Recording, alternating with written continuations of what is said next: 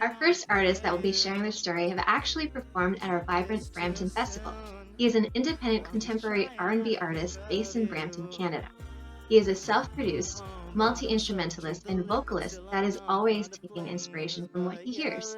His goal as an artist is to make the listener feel the emotions that are put into his songs and resonate with whatever the listener is experiencing or has experienced in the past, forming an intimate connection with his music and the listener. Please welcome Miguel Reyles. Hey, Hello, Miguel. how are How are you? you? I'm good. How are you?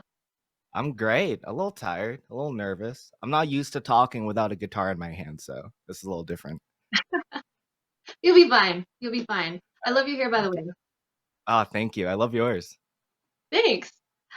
So, Miguel, could you tell us where you're from and how you started your art journey? Well, I was born in Manila, Philippines, and then I moved to Canada when I was 2, and I was basically raised in Brampton for the majority of my life. As for my music journey, this one's a tough one. Um, Well, I was always interested in music since I was little. One of my earliest memories is standing on top of a coffee table asking my mom to put Justin on the VHS, which is how I called NSYNC. Um, Ah, and I would sing into a toy golf club pretending that I was one of the members of NSYNC. But I guess it really just kicked off when I started posting covers and my own original songs on YouTube and SoundCloud when I was in high school. And that sort of just evolved into, putting my own songs up on streaming services now and whatnot. that's cool, man. So it sounds like your earliest influence was in sync. That's awesome. Oh, yeah, 100%. JT is my So, hero. yes, yes. So we're curious, what do you want our audience to know about you? Oh, man. Well, my name's Rayles. I'm 22. And I write songs that you listen to when you're like going through it.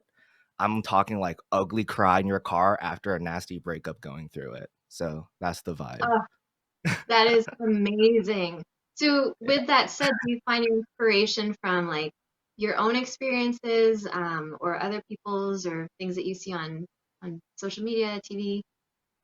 Oh, 100%. I feel like human interaction and human emotions is such a powerful thing to draw inspiration from. Um, of course, whatever I write is coming from what I've been through and what other people have been through. Um, and that's reflected in my music since the majority of songs that I write are like sad breakup songs. So, yeah. That's awesome. And I find, as a songwriter myself, like that's probably the easiest thing to write about, Oh, in my opinion. 100%. It's my bread and butter, you know? I feel like it's every songwriter's bread and butter. Said that you love me, tell me you're not lying. I don't want anybody else. Yeah, it's too soon. I'm just trying not to think of you. Oh, it's too soon. I'm just trying not to think of you. With the pandemic happening, a lot of artists, had to pull from different ways to be inspired. How did you stay inspired to create? Oh, man. Um, well, so many things happened in my life. I mean, people came into my life, people left. Of course, we had the whole pandemic, right? But like stuff that motivates me and inspires me to create is opportunities like this interview right now, and the opportunity that you guys gave me with Vibrant Brampton. Um, and hopefully knowing that my music and my art will find somebody who really needs to hear it. And of course, all the feedback that I've been getting with all my new releases have obviously been so inspiring and uplifting for me too. That's awesome. It sounds like that's also helped motivate you to keep Oh, going for too, sure. right? With the feedback. Yeah. That's awesome. So I'm curious, could you describe it to us, your creative process? Oh, it's super hyper focused. I can like work on a track from the beginning of the day and then all the way up until the next morning. I'm still sitting down in front of my laptop, eyes like super red from like, the screen just like blaring into my eyes. Like the tracks are like ingrained into my brain. That's But yeah, amazing. yeah, just working on production, the whole entire day. Probably not healthy to do, but I enjoy it. To the walls now, maybe he'll let us be now. It's fucked up, but it's better. Does he know about us? When you gonna tell him that it's over and done, eh? You can't keep fucking around. What if you play me like you are right now, eh? Do you have any favorite collaborators that you've gotten to work with?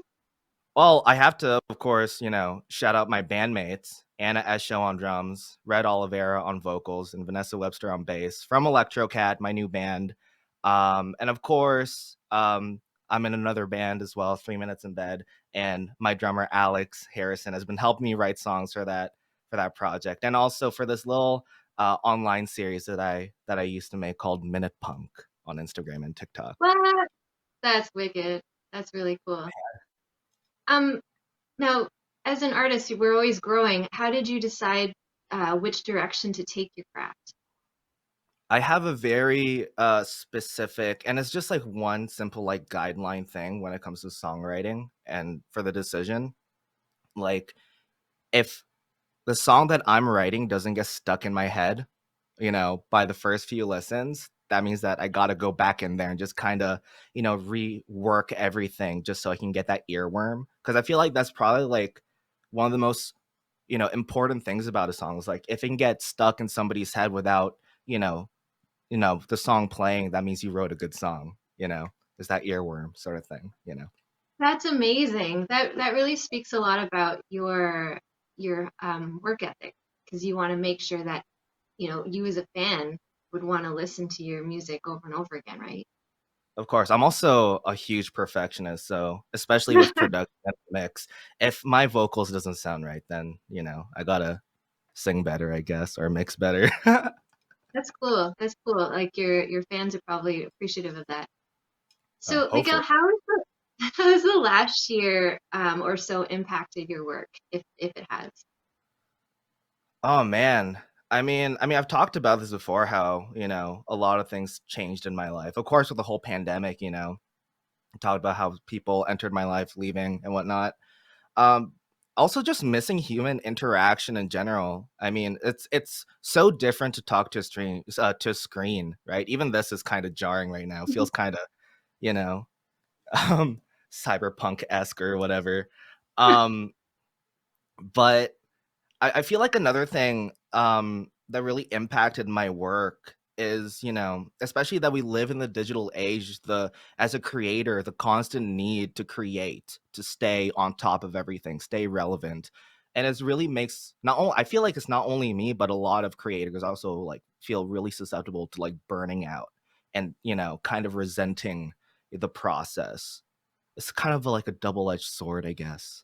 Hmm. But yeah, I guess I was kind of negative, um, but also just like I've created such a nice social net of close friends over the pandemic, and just hearing their feedback and hearing how they like my music really helps me, push myself to strive for further and greater things too. That's So. cool. That's awesome. Have you learned about yourself during this, like something new that you discovered during the pandemic? Not really. I feel like I've sort of stayed the same. I've definitely matured, but like I don't know. It's a very deep introspective question. Um that I don't know if I really have the answer yet. Something you could write about, and we'll hear it in a song, Yeah, probably. no, definitely. I'll write about it. What did I learn about myself? I learned about frescas. Frescas are great. I learned about that Awesome. recently. Zero That's sugar important. greatness. Yeah. Amazing. Baby, don't you feel better? See, know that I'm with you. It's fucked up, you regret it. Oh, you put me first, throw him to the wolves now. Maybe he'll let us be now. It's fucked up, but it's better. Do you have a favorite thing that you've created during the pandemic? And if you do, tell us why. Huh. I mean, I released a few things over the pandemic. I feel like my music career really, you know, hit the ground during the pandemic with with the release of my debut EP, Red Lights, which has such a special place in my heart. Of course, it's my first project, and also it's my way of moving on from a relationship, in not really a tangible form, I guess. It's more of a cathartic emotional release. There's also my other release that I had, Does He Know, which is also a vibe. There's actually this one song, but it's not out yet, so there's a little tease. Oh, Yeah, talk about that's a little awesome. little sprinkle of Easter egg or whatever. Amazing. So, we're heading back to normalcy. Things are being open to full capacity. I'm curious how you're preparing for the future and what goals you have. Well, of course, making more music, writing more music, hopefully collaborating with other artists as well, booking shows, which is a huge thing that we can finally do. And staying on top of the whole vaccine thing. I can only do this vaccinated, right? We can all only do this vaccinated, right? It's true. It's true. Booster Where do you shot see time. yourself? This is a question I personally am afraid of, but I'm curious what you would say. Where do you hope to see yourself in 5 years? I'm with you with this one. This one's a tough one. Job interview or artist interview? How do you answer this? Let's do art, because that's what If this is if about. only we were so omnipotent, right? Look into the future. I really don't know. I mean, I can only hope to be as successful as I can be. In 5 years, I can see myself doing really just the same things that I'm doing now, just hopefully bigger and better, That's cool, man. And what I think about creatives like us is that we get to create our future, really. So, Yeah. Who knows? I might and have another genre switch or something. yeah, Death metal, that's true. anyone? Our last question, Miguel. If you were to put your work in a capsule today, someone dug it up in 50 years from now, what do you want them to take away from your work? Oh man, that's a lot of pressure. I know. My work in a time capsule. Wow. Well, hopefully I have a happy, upbeat song by the time they dig that up. So I won't be remembered as such a downer, I don't know. I hope the thing that they take away from my art is I hope they feel the emotions that I felt and conveyed into my work. And I hope it just connects with them. Maybe they dug it up after they got their heart broken or something, Guess I mistook your sweet lies as the truth. I should have seen through. Live life rent-free in my mind. Your love was plastic, yeah. Do I need my fix? But you are broken strings spring apart, and I should have seen that from the start. I shouldn't be blind to your bad signs, but hindsight's, oh yeah, but hindsight's, oh yeah. Running red lights, too many fights, but hindsight's, oh yeah, but hindsight's, oh yeah.